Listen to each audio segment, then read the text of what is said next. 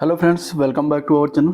तो आज की वीडियो में हम डिस्कस करेंगे प्रैक्टिस सेट नंबर 11 और ये होगा ग्राम पंचायत अधिकारी के 100 MCQ होंगे। इसमें 65 क्वेश्चन ग्राम पंचायत राज का होगा और 15 क्वेश्चन कंप्यूटर के, साथ ही साथ 20 क्वेश्चन इसमें जो है उत्तर प्रदेश के। टोटल मिला के 100 क्वेश्चन को हम देखने वाले हैं। ठीक है, तो चलिए इस वीडियो को स्टार्ट करते हैं।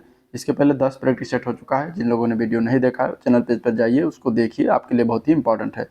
वीडियो को पूरा देखिए, तभी इसका जो है आपको भरपूर फायदा जो है आपको एग्जाम में मिल पाएगा। ठीक है, चलिए स्टार्ट करते हैं। पहला क्वेश्चन इसमें लेते हैं।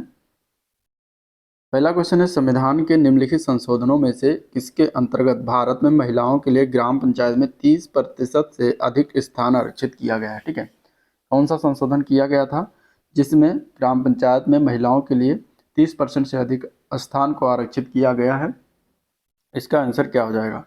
इसके राइट आंसर की बात करेंगे तो सी पार्ट हो जाएगा। 73वां संविधान संशोधन के अंतर्गत जो है 30% से अधिक अर्थात 1/3 सीटें, ठीक है, 1/3 जो है सीटों को आरक्षित किया गया है और राज्य विधानमंडल में इसे जो है कभी भी बढ़ा सकता है। और 73वां संविधान संशोधन जो था 1992 में पारित हुआ था। ठीक है, तो आंसर इसका सी ऑप्शन हो जाएगा। नेक्स्ट क्वेश्चन देखते हैं। अगला प्रश्न है, संविधान के 73वें संविधान संशोधन के द्वारा पंचायतों को निर्दिष्ट किए जाने वाले कार्य निम्नलिखित में से वर्णित है और किस सूची में वर्णन किया गया है? ये तो जो 73वां संविधान संशोधन हुआ था उसके तहत जो है सूची जो जोड़ी गई थी और उसमें पंचायतों को का किए जाने वाला जो कार्य है, विषय है, वो टोटल अगर हम बात करें तो 29 विषय जोड़ा गया था और उसका आंसर हो जाएगा ए पार्ट 11वीं अनुसूची में। ठीक है, 11वीं सूची में, तो आंसर इसका ए पार्ट हो जाएगा। 11वीं सूची में जो है वर्णन किया गया है और 29 कार्यकारी विषय वस्तु जो है शामिल है।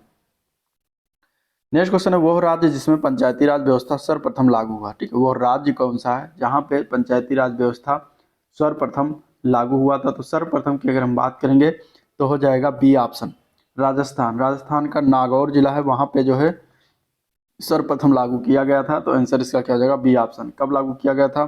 तो 2 अक्टूबर 1959 को। ठीक है, 2 अक्टूबर 1959 को नागौर जिले में जो है राजस्थान में लागू किया गया था। और पंचायत राज व्यवस्था को लागू करने वाला 1959 में ही जो है दूसरा राज्य कौन बना था? तो वो आंध्र प्रदेश बना था। इसका करेक्ट आंसर बी पार्ट हो जाएगा। अगला क्वेश्चन, अगला प्रश्न है, निम्नलिखित पंचायतों में से किसे या किन्हें उत्तर प्रदेश में जिला योजना में सम्मिलित किया जाता है? नगर पंचायत, ग्राम पंचायत, क्षेत्र पंचायत, इनमें से किसे जिला योजना में सम्मिलित किया जाता है ये बताना है। तो अगर हम आंसर की बात करेंगे तो इन तीनों को सम्मिलित करते हैं, तो आंसर हो जाएगा डी ऑप्शन। ठीक है, आंसर क्या हो जाएगा? डी ऑप्शन, उपयुक्त सभी। अगला क्वेश्चन देखते हैं। तो स्वतंत्र भारत में लोकतांत्रिक विकेंद्रीकरण की समस्याओं पर गौर करने के लिए पहली समिति कौन सी थी? तो स्वतंत्र भारत में लोकतांत्रिक विकेंद्रीकरण की समस्याओं पर गौर करने के लिए पहली समिति की अगर हम बात करेंगे तो ए पार्ट हो जाएगा बी आर मेहता समिति। ठीक है, बलवंत राय मेहता समिति थी और कब आई थी? तो सिफारिश किया गया था 1957 में गठन किया गया था। आंसर इसका ए ऑप्शन करेक्ट हो जाएगा। ठीक है, इन्होंने त्रिस्तरीय पंचायती राज की व्यवस्था का सिफारिश किया था। नेक्स्ट क्वेश्चन है, बी आर मेहता समिति की प्रजातांत्रिक विकेंद्रीकरण की सिफारिश के अनुसार इन्होंने क्या क्या सिफारिश किया था? तो इन्होंने जिला, ब्लॉक और ग्राम स्तर पर जो है त्रिस्तरीय पंचायती राज का गठन होना इन्होंने सिफारिश किया था। तो आंसर ए पार्ट हो जाएगा। ठीक है, द्विस्तरीय जो दिया गया है ये अशोक मेहता समिति थे, इन्होंने जो सिफारिश किया था। ठीक है, तो आंसर इसका क्या हो जाएगा? ए ऑप्शन करेक्ट हो जाएगा। नेक्स्ट क्वेश्चन है, revitalisation of Panchayati Raj institution for democracy and development, इस विषय पर किस समिति का गठन किया गया था? तो ये जो विषय था इस विषय पर कौन सी समिति का गठन किया गया था? ऑप्शन इस तरीके से दिया गया है। इसका आंसर क्या हो जाएगा? तो इसका आंसर हो जाएगा डी पार्ट, एलम सिंघवी समिति। ठीक है, एलम सिंघवी समिति जो है आई तो 1986 में।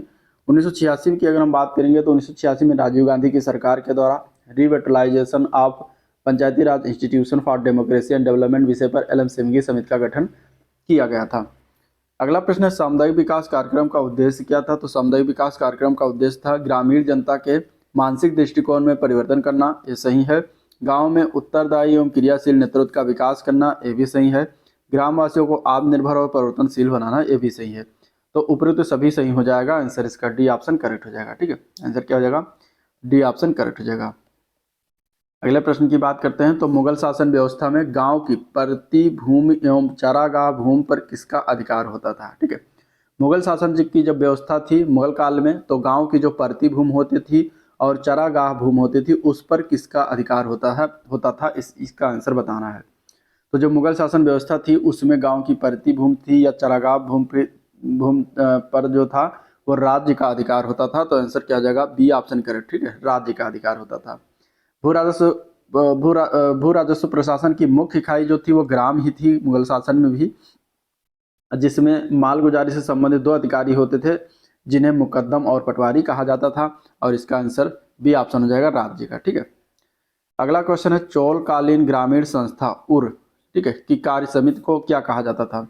जो चोलकालीन ग्रामीण संस्था थी उर, उसकी कार्य समिति जो थी उसको क्या कहा जाता था चोलकालीन में। तो उर जो था वो चोलकालीन ग्रामीण समाज की आधारभूत इकाई थी। ठीक है, उर।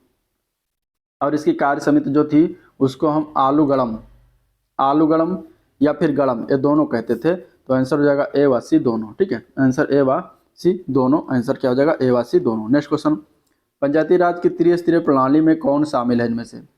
तो पंचायती राज की जो त्रिस्तरीय प्रणाली है ये बलवंत राय मेहता समिति की सिफारिश पर 73 संविधान संशोधन अधिनियम 1992 में पंचायती राज की त्रिस्तरीय प्रणाली लागू की गई, जिसमें ग्राम, ब्लॉक तथा जिला स्तरीय को शामिल किया गया।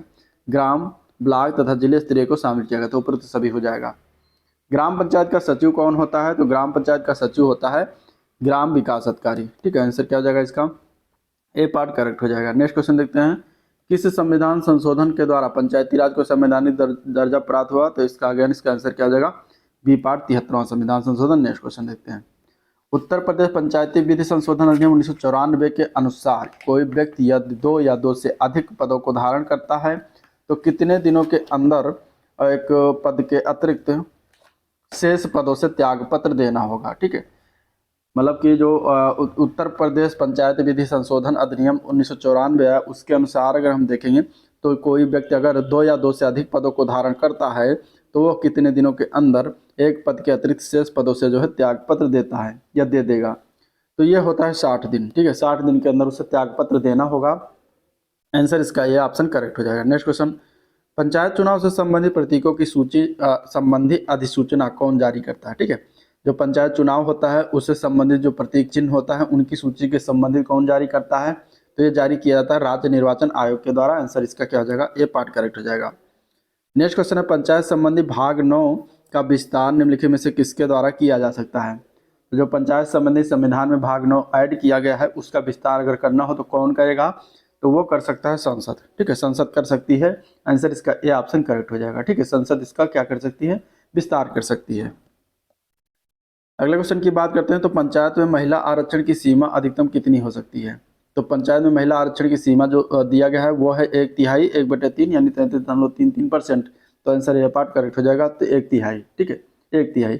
और अगर देखा जाए तो संविधान का अनुच्छेद 243 के घ में पंचायत में आरक्षण का प्रावधान है। ठीक है, नेक्स्ट क्वेश्चन है, पंचायत के मध्यवर्ती स्तर का निर्धारण किसके द्वारा किया जाता है। तो पंचायत के मध्यवर्ती स्तर का निर्धारण जो किया जाता है वो राज्यपाल करता है। तो आंसर ए पार्ट करेक्ट हो जाएगा। 243 के अनुच्छेद में परिभाषाएं दिए गए हैं जिनके अनुसार मध्यवर्ती स्तर से ग्राम और जिला स्तर के बीच का ऐसा स्तर अभिप्रेत जिसे किसी राज्य का राज्यपाल इस भाग के प्रयोजन के लिए अधिसूचना के द्वारा मध्य स्तरीय घोषित कर सकता है। ठीक है, मध्यवर्ती स्तर घोषित कर सकता है। नेक्स्ट क्वेश्चन देखते हैं, तो पंचायतों की शक्तियों का निर्धारण किसके द्वारा किया जाता है। तो पंचायत की जो शक्तियां हैं उनका निर्धारण की बात करेंगे तो राज्य विधानमंडल करता है। तो डी पार्ट इसका करेक्ट हो जाएगा। ठीक है, पंचायतों का 6वां सामान्य निर्वाचन किस वर्ष आयोजित किया गया था।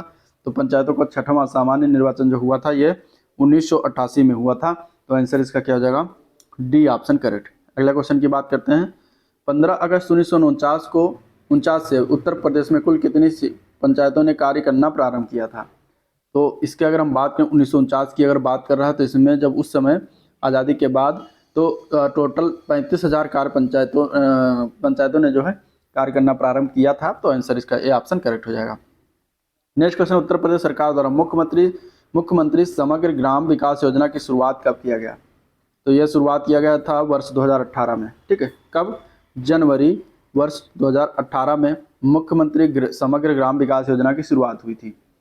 इस योजना के द्वारा समग्र ग्राम यानी संपूर्ण ग्राम में सभी गांव में सरकार द्वारा चुनी गई 24 स्कीमों को भी लागू किया जाएगा तथा ग्राम सभा क्षेत्र के लोगों को रोजगार प्रदान करने की योजना भी चलाई जाएगी।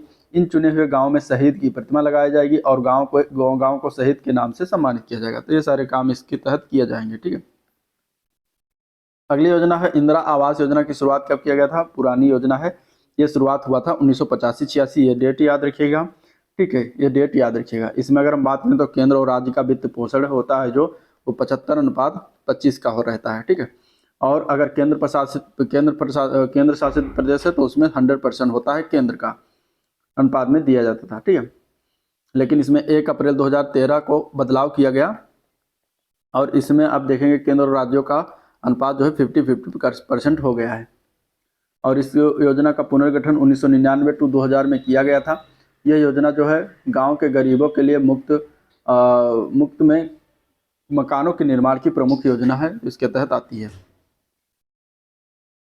अगला क्वेश्चन है वित्त आयोग के द्वारा स्वीकृत कौन सा सहायता अनुदान क्रमशः ग्राम पंचायतों और नगर निकायों का हिस्सा में सही सुमेलित नहीं है? जैसे कि 10वां वित्त आयोग, इसमें दिया गया 80 और 20%, 11वां वित्त आयोग में 80 और 20%, 13वां वित्त आयोग में 74 और 26%, 14वां वित्त आयोग में 80 और 20%। तो इसमें से कौन सा एक ग्राम पंचायत और नगर निकाय का जो हिस्सा है वो सही सुमेलित नहीं है वित्त आयोग के अनुसार, ये बताना है। तो इसका राइट आंसर क्या हो जाएगा? इसका राइट आंसर हो जाएगा डी पार्ट। जो 14वां वित्त आयोग है 80 और 20%, ये गलत सुमेलन किया गया है। इसमें जो था वो ग्राम और नगर पंचायत का 70 और 30% का 70 और 30% था, तो इसलिए आंसर डी ऑप्शन करेक्ट है। अगला प्रश्न है भारत के प्रधानमंत्री द्वारा स्वच्छ भारत मिशन का शुभारंभ कब किया गया? इसका आंसर हो जाएगा क्या? ये 2 अक्टूबर 2014 में शुभारंभ किया गया था, तो आंसर इसका ये ऑप्शन करेक्ट हो जाएगा। ठीक है, स्वच्छ भारत मिशन। नेक्स्ट क्वेश्चन देखते हैं। निम्नलिखित कथनों पर विचार करना है। वित्त आयोग वित्तीय प्रशासन में पारदर्शिता सुनिश्चित करता है। दूसरा कथन है वित्त आयोग का अनुच्छेद 275 के तहत भारत की संचित निधि में राज्यों के राजस्व में सहायता अनुदान मामलों में सुझाव देता है। अब इन दोनों कथनों को पढ़ लिया, अब इसके बाद इसका क्वेश्चन का बताना है इसमें से कौन सा गलत क्वेश्चन है। ठीक है, तो इसमें गलत अगर ऑप्शन की बात करेंगे तो केवल जो दूसरा दिया गया है वो गलत है, पहला सही है। क्योंकि वर्तमान में उत्तर प्रदेश में 5वां राज्य वित्त आयोग क्रियान्वित है और 5वें राज्य वित्त आयोग के अध्यक्ष जो कौन है? आनंद मिश्रा हैं। और इस आयोग का गठन जब किया गया था तो 2015 में किया गया था। उत्तर प्रदेश राज्य का पहला ऐसा राज्य है, सॉरी इसमें, ठीक है, ये तो दूसरा एक्सप्लेन है। अगर हम इसका देखते हैं तो केवल दूसरा पार्ट इसका गलत है, जिसमें अगर हम बात करें तो केंद्रीय वित्त आयोग जो है राज्य वित्त आयोग की सिफारिशों के आधार पर राज्यों में स्थानीय निकाय यानी कि पंचायत और नगर पालिका के संसाधनों की अनुपूर्ति है तो राज्य की संचित इनके संवर्धन के लिए उपाय और सुदृढ़ वित्तीय हित के मामलों में जो है सुझाव देता है, न कि वित्तीय प्रशासन में पारदर्शिता सुनिश्चित करता है, तो इसलिए गलत था। अगला क्वेश्चन उत्तर प्रदेश राज्य वित्त आयोग के बारे में निम्नलिखित में से कौन सा कथन सही है? इनमें से, ठीक है, इनमें से कौन सा कथन सही है ये बताना है। तो देखिए इस तरीके से ये है क्वेश्चन है उत्तर प्रदेश के राज्य वित्त आयोग के बारे में निम्नलिखित में से कौन सा कथन सही है? पहला है राज्य में चतुर्थ वित्त आयोग क्रियान्वित है। दूसरा है चौथे वित्त आयोग के अध्यक्ष केसी त्रिपाठी हैं। तीसरा है प्रथम राज्य वित्त आयोग का गठन 1994 में किया गया था। और चौथा है राज्य वित्त आयोग का गठन भारतीय संविधान के अनुच्छेद 243 के तहत किया था। इनमें से कौन कौन से सही है? तो इसमें सही की बात करेंगे तो इसमें केवल तीसरा सही है, बाकी चौथा गलत, दूसरा गलत, पहला गलत। ठीक है, केवल तीसरा सही है क्योंकि राज्य में जो कार्यरत है वो 5वां वित्त आयोग कार्यरत है। ठीक है, और यहाँ पे चौथा दिया गया था, 5वां वित्त आयोग कार्यरत है और उसके अध्यक्ष कौन है? तो उसके अध्यक्ष इसमें आनंद मिश्रा है, तो ये भी गलत हो जाएगा, दूसरा भी। राज्य का प्रथम वित्त आयोग जो है गठन 1994 में किया गया था, सही है। ठीक है, जो 5वां वित्त आयोग कार्यरत है वो 2015 में जो है गठित किया गया है। इसके अलावा जो दिया गया राज्य वित्त आयोग का गठन भारतीय संविधान के अनुच्छेद 243 में किया जाता है, जो कि गलत है। यह अनुच्छेद 243 आई में किया जाता है। ठीक है, 243 आई में किया जाता है, इसलिए गलत हो जाएगा। चलिए नेक्स्ट क्वेश्चन। अगला क्वेश्चन है निम्नलिखित में से कौन सा शुल्क ग्राम पंचायत द्वारा लगाया जा सकता है? तो इनमें से अगर देखा जाएगा तो डी पार्ट हो जाएगा।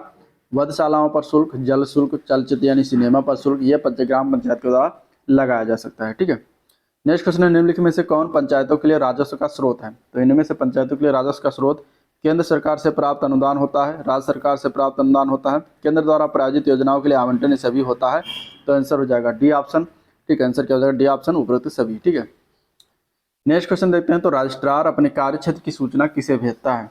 तो रजिस्ट्रार अपने कार्य क्षेत्र की सूचना की बात करेंगे तो मुख्य रजिस्ट्रार को भेजेगा, आंसर ए पार्ट करेक्ट हो जाएगा। अगला प्रश्न है जन्म मृत्यु रजिस्ट्रीकरण अधिनियम 1969 के अनुसार किस धारा के अंतर्गत रजिस्ट्रार जन्म मृत्यु पंजीकरण करता है? तो कौन सी धारा है जिसके अनुसार जन्म मृत्यु पंजीकरण संबंधी प्रमाण पत्र जारी किया जाता है? तो वह धारा 12। धारा 12 के अनुसार प्रावधान है कि रजिस्ट्रार द्वारा जन्म मृत्यु संबंधी प्रमाण पत्र जारी किए जाएं, तो आंसर इसका ए ऑप्शन करेक्ट हो जाएगा।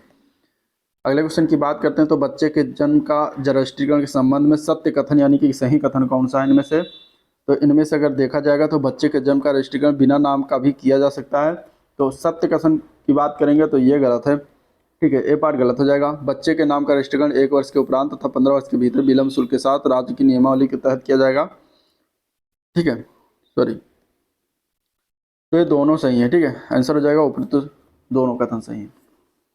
इसमें क्या है कि बच्चे का जो जन्म का रजिस्ट्रीकरण हो बिना नाम का भी किया जा सकता है, और बच्चे का नाम रखने के 1 वर्ष के पश्चात और 15 वर्ष के भीतर विलम्ब शुल्क के साथ राज्य नियमावली के नियम 10 में दिए गए उपबंधों के अधीन भी किया जाएगा। तो दोनों सही है, ठीक है, आंसर हो जाएगा सी पार्ट, उपयुक्त कथन दोनों एक व दोनों सही है। नेक्स्ट क्वेश्चन है ग्रामीण ई गवर्नेंस पहल के अंतर्गत कितने मापदंडों का प्रयोग किया जाता है। तो ग्रामीण ई गवर्नेंस पहल के अंतर्गत जो है अगर हम बात करें तो 7 प्रमुख मापदंडों का जो है प्रयोग किया जाता है। तो आंसर ए पार्ट करेक्ट है। अगला क्वेश्चन, उत्तर प्रदेश में ई मंडी से कितनी मंडी समितियां संबद्ध हैं।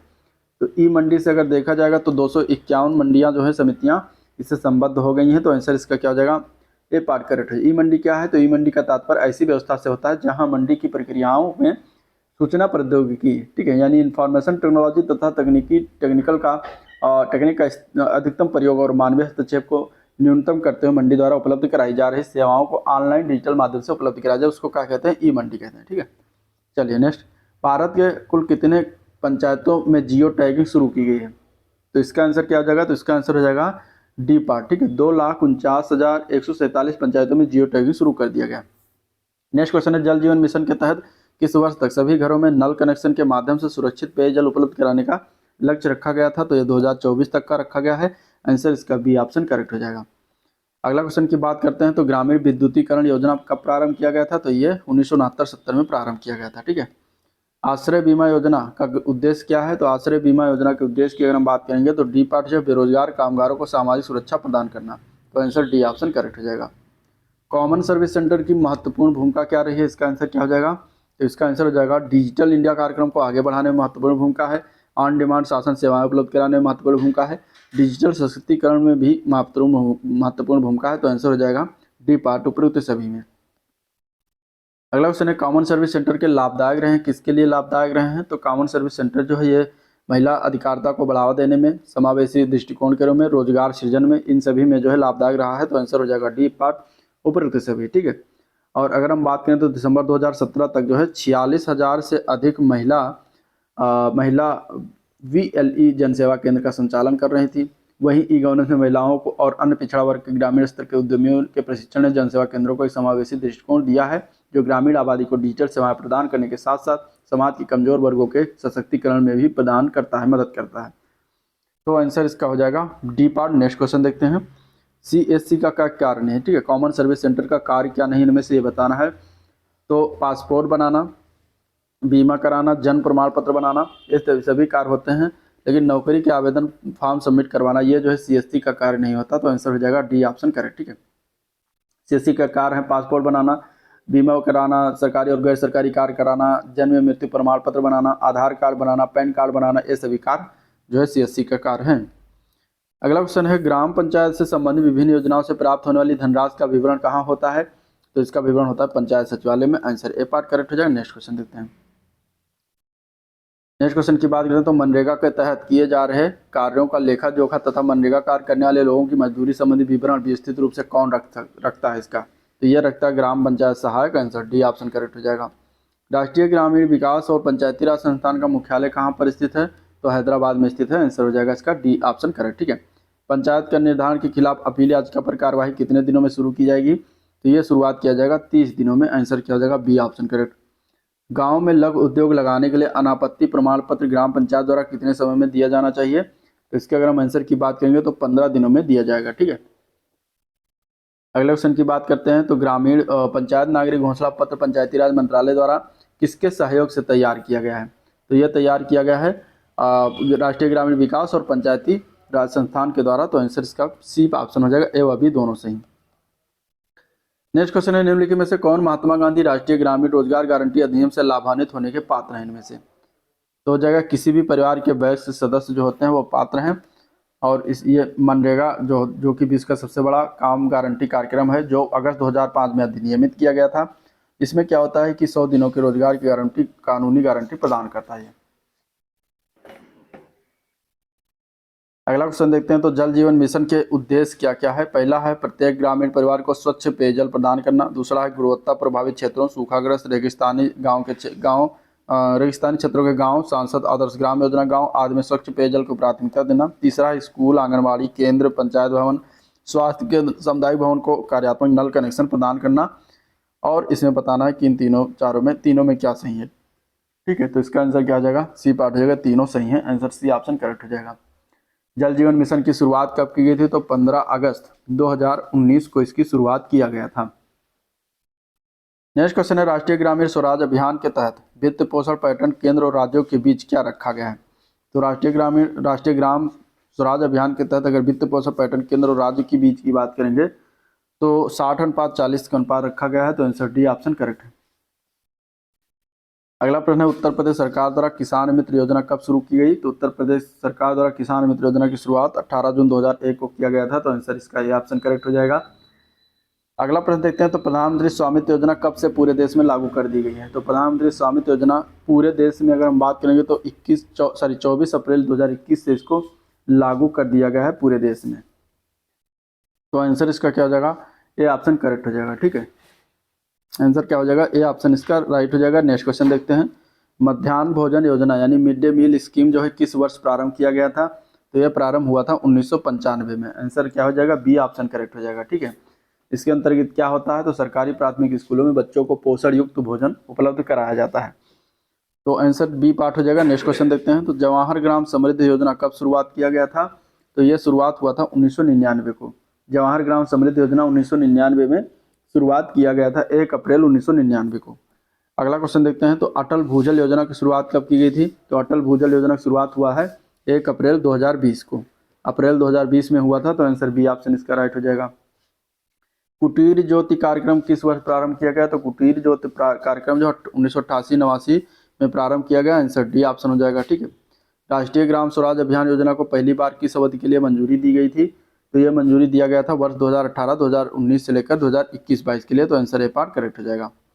ग्राम पंचायतों को कुशल बनाने के लिए योजनाएं चलाई जा रही हैं। कौन सी योजनाएं चलाई जा रही हैं। तो स्मार्ट ग्राम, स्मार्ट पंचायतें दोनों चलाई जा रही हैं। तो ए व बी दोनों सही हो जाएगा। ठीक है, प्रधानमंत्री आदर्श ग्राम योजना की घोषणा कब की गई। तो प्रधानमंत्री आदर्श ग्राम योजना की घोषणा 6 जुलाई 2009 को किया गया था।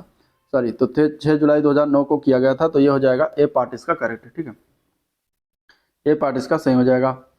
अगले क्वेश्चन की बात करते हैं। तो भारत के कितने केंद्र राज्यों तथा केंद्र शासित प्रदेशों में पंचायती राज संस्थाओं में, ठीक है, 50% आरक्षण प्रदान किया गया है। तो ये कितने राज्यों में किया गया है। तो ये किया गया है 21 राज्यों में। आंसर सी ऑप्शन हो जाएगा। ठीक है, नेक्स्ट क्वेश्चन देखते हैं। तो आत्मनिर्भर भारत के निर्माण में निर्णायक भूमिका किसकी है। तो आत्मनिर्भर भारत के निर्माण में निर्णायक भूमिका आत्मनिर्भर पंचायतों की है। आंसर ए पार्ट करेक्ट हो जाएगा। महिला सशक्तिकरण योजना कब शुरुआत किया गया था। तो ये शुरुआत हुआ है 1998 में। आंसर हो जाएगा C option 1998। Next question, Uttar Pradesh सरकार द्वारा जन्म मृत्यु रजिस्ट्रीकरण अधिनियम कब लाया गया। तो ये लाया गया था 1976 में। आंसर इसका डी ऑप्शन करेक्ट हो जाएगा 1976। और 8 जनवरी 1977 से संपूर्ण प्रदेश में लागू भी कर दिया गया था। अगला क्वेश्चन है, एक ग्राम पंचायत को आदर्श ग्राम पंचायत बनाने में महत्वपूर्ण घटक क्या होता है। तो इसका आंसर हो जाएगा जो है नेतृत्व का गुण होना चाहिए और स्थानीय समुदाय की भागीदारी होनी चाहिए, सरकारी योजनाओं के बीच तालमेल होना चाहिए। तो उपयुक्त सभी हो जाएगा डी पार्ट। ठीक है, सरपंच से विचार विमर्श के उपरांत ग्राम सभा के एजेंडे को अंतिम रूप कौन देता है। तो ये देता है पंचायत सेक्रेटरी। ठीक है, तो आंसर इसका हो जाएगा जो है ए पार्ट। अभी हम कंप्यूटर के देखेंगे 15 क्वेश्चन को। ALU कंप्यूटर के किस कारक का हिस्सा है। तो ALU जो होता है ये प्रोसेसर का हिस्सा होता है। आंसर इसका क्या हो जाएगा, डी ऑप्शन करेक्ट हो जाएगा। ठीक है, अर्थमेटिक लॉजिक यूनिट इसका जो है फुल फॉर्म होता है ALU का, जो कि CPU का एक भाग है। नेक्स्ट क्वेश्चन है, सुपर कंप्यूटर परम 8000 का विमोचन किस वर्ष में किया गया था। तो ये किया गया था 1991 में। ठीक है, आंसर इसका बी ऑप्शन करेक्ट हो जाएगा। अगला क्वेश्चन देखते हैं। तो बाजार उन्मुख क्लाउड आर्किटेक्चर में क्लाउड कंप्यूटिंग सुविधा से लाभान्वित होते हैं। कौन लाभान्वित होता है। तो अगर हम इसके आंसर की बात करेंगे तो आंसर क्या हो जाएगा, तो आंसर हो जाएगा क्लाउड सेवा प्रदाता, क्लाउड उपयोगकर्ता और दलाल इससे लाभान्वित होते हैं। अगला प्रश्न देखते हैं। तो कौन सी उपयोगी मशीन निम्नलिखित में से लर्निंग एल्गोरिदम है। तो इनमें से अगर देखा जाएगा तो वो है क्लस्टरिंग। ठीक है, क्लस्टरिंग हो जाएगा इसका राइट आंसर। STBR का फुल फॉर्म क्या है ये बताना है। तो STBR का फुल फॉर्म बनता है सेगमेंट टेबल बेस रजिस्टर, ठीक है, सेगमेंट टेबल बेस रजिस्टर इसका फुल फॉर्म बनता है। अगला क्वेश्चन है, एक प्रकार की कंप्यूटिंग जो गणना करता है भंडारण, जो गणना भंडारण और यहाँ तक कि एप्लीकेशन सेवा नेटवर्क के रूप में कार्य करता है, वो कौन सा प्रकार का वो कंप्यूटिंग है? तो वो होता है cloud computing. Answer A option correct. PGA graphics card का फुल फॉर्म क्या है? तो PGA ग्राफिक्स कार्ड का फुल फॉर्म बनता है जो है प्रोफेशनल ग्राफिक्स एरे। आंसर इसका ए ऑप्शन करेक्ट है, जो कि ये IBM के द्वारा बनाया गया है और इसके अंदर 3 एक दूसरे से जुड़े PCBs होते हैं और ये अपना प्रोसेसर और मेमोरी खुद रखता है। नेक्स्ट क्वेश्चन है, रोबोटिक्स के संबंध में प्यूमा का क्या है? तो रोबोटिक्स के संदर्भ में प्यूमा का क्या अर्थ है? तो प्यूमा के अर्थ की अगर हम बात करेंगे इसमें, तो आंसर इसका क्या हो जाएगा? आंसर इसकी बात करेंगे तो सी पार्ट हो जाएगा, programmable universal machine for assembly इसका जो है फुल फॉर्म है। अगला प्रश्न है, आप 10 पेजों के सेट के केवल पेज 2 और 3 को प्रिंट करने के लिए कैसे आगे बढ़ते हैं? तो इसका आंसर हो जाएगा A part, pages with range 2x3 इस तरीके से बढ़ते हैं, ठीक है। तो आंसर ए पार्ट करेक्ट हो जाएगा। MS एक्सेल 2016 में ओपन डायलॉग बॉक्स खोलने हेतु शॉर्टकट की क्या है? तो MS एक्सेल 2016 में ओपन डायलॉग बॉक्स खोलने के लिए शॉर्टकट की बात करेंगे तो कंट्रोल प्लस F12 दबाते हैं और इसके बाद खुद जाता है। तो आंसर बी ऑप्शन इसका राइट हो जाएगा।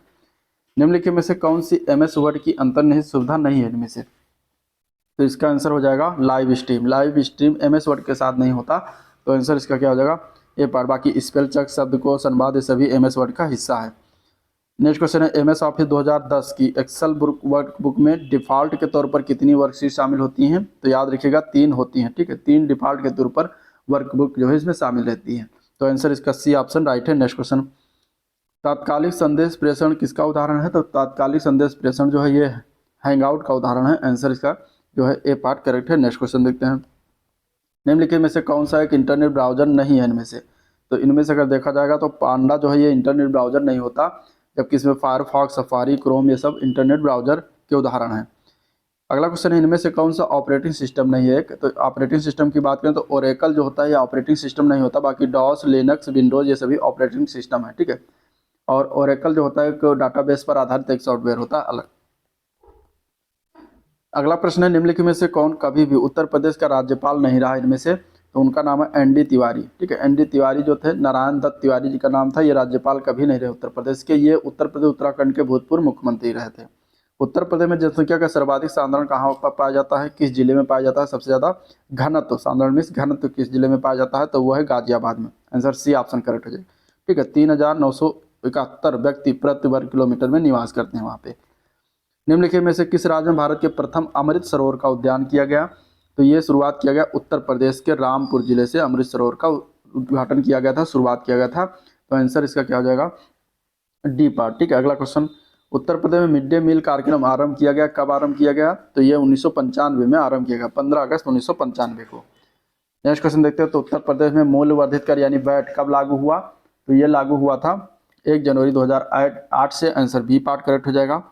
उत्तर प्रदेश कृषि अनुसंधान परिषद निम्नलिखित में से किस स्थान पर अवस्थित है? तो ये स्थित है लखनऊ में। आंसर बी ऑप्शन करेक्ट हो जाएगा, ठीक है। निम्नलिखित में से कौन सी अनुसूचित जाति बिजनौर जिले में निवास करती है? तो अनुसूचित जाति इनमें से अगर देखा जाएगा तो माहीगीर जात जो है वो बिजनौर जिले में निवास करती है, ठीक है। ये मुख्यतः मछुआरा जात है। तो आंसर सी ऑप्शन इसका राइट हो जाएगा। उत्तर प्रदेश महिलाओं से संबंधित पहली पत्रिका 1874 में प्रकाशित करने का भी श्रेय जाता है, जिसके संपादक भारतेंद्र हरिश्चंद्र थे। और वो पहली पत्रिका का नाम क्या था? तो उसका नाम है बाल Bodhani. Answer A part correct हो जाएगा। निम्नलिखित में से कहाँ शाकंभरी देवी मेले का आयोजन किया जाता है? तो ये लगता है जो है सहारनपुर में। आंसर है डी पार्ट करेक्ट हो जाएगा, ठीक है। सहारनपुर में जो है शाकंभरी देवी मेला लगता है।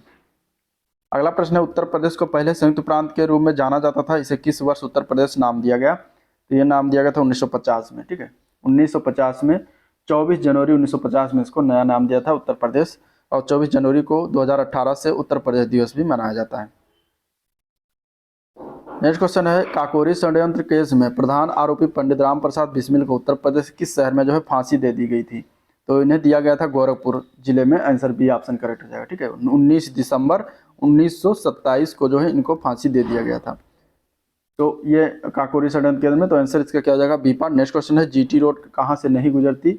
GT रोड यानी कि ग्रांड ट्रंक रोड ये अलीगढ़ से होकर नहीं गुजरती, बाकी प्रयागराज, आगरा, मुगल सराय, ठीक है, यहाँ से होकर गुजरती है। आगरा से शुरुआत होती है, आगरा, फिरोजाबाद, इटावा, कानपुर, फतेहपुर, प्रयागराज, वाराणसी, मुगल सराय और कोलकाता तक जाता है।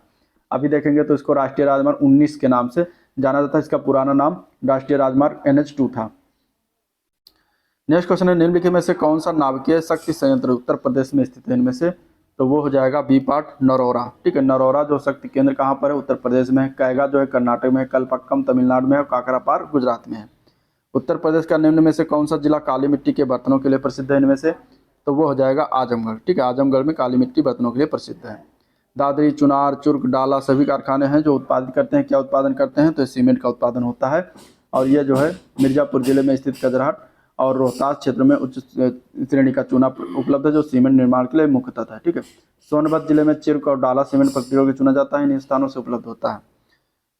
अगला क्वेश्चन है, इफको यूरिया कारखाना उत्तर प्रदेश में निम्नलिखित में किस स्थान पर? तो इफको यूरिया कारखाना जो है ये आंवला में पड़ता है। आंवला, फूलपुर, ये बरेली जिले में स्थित है। यहाँ पर इफको का स्थापित यूरिया कारखाना है। अगला क्वेश्चन देखते हैं, तो तीव्र औद्योगिकरण, निवेश करने और रोजगार के अवसर के सृजन करने हेतु उत्तर प्रदेश सरकार राज्य का पहला आंकड़ा केंद्र स्थापित करेगी। और कहाँ पर स्थापित करेगी? तो ये स्थापित करेगी कि ग्रेटर नोएडा में। आंसर बी पार्ट हो जाएगा। उत्तर प्रदेश में नींबू प्रधानता कहाँ उगाया जाता है? तो उत्तर प्रदेश में नींबू उगाने का क्षेत्र है सहारनपुर और मेरठ। आंसर इसका हो जाएगा जो है ए पार्ट, ठीक है।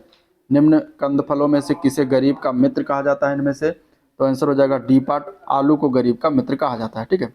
लास्ट क्वेश्चन है, उत्तर प्रदेश में उगाई गई निम्नलिखित फसलों में से किसकी अवधि जो है इनमें से न्यूनतम होती है? तो मूंग की जो मूंग फसल होती है वो मात्र 60 दिनों में जो है तैयार हो जाती है। सबसे कम होती है इसकी उगने की जो है समय। तो आंसर हो जाएगा डी पार्ट मूंग, ठीक है। मसूर और चना 90 दिन में तैयार होता है, अरहर 260 दिन में तैयार होता है। और ये मूंग जो है खरीफ और जायद की फसल है। तो ये था ओवरऑल वीडियो जिसको हम लोगों ने देखा, डिस्कस किया। अगर वीडियो पसंद आया तो लाइक करिए, चैनल को सब्सक्राइब नहीं किया अभी तक तो सब्सक्राइब करना मत भूलिएगा। साथ ही साथ अपने दोस्तों में शेयर भी कर दीजिएगा, ठीक है। वीडियो को एंड करते हैं, मिलते हैं नेक्स्ट वीडियो में, तब तक के लिए थैंक यू।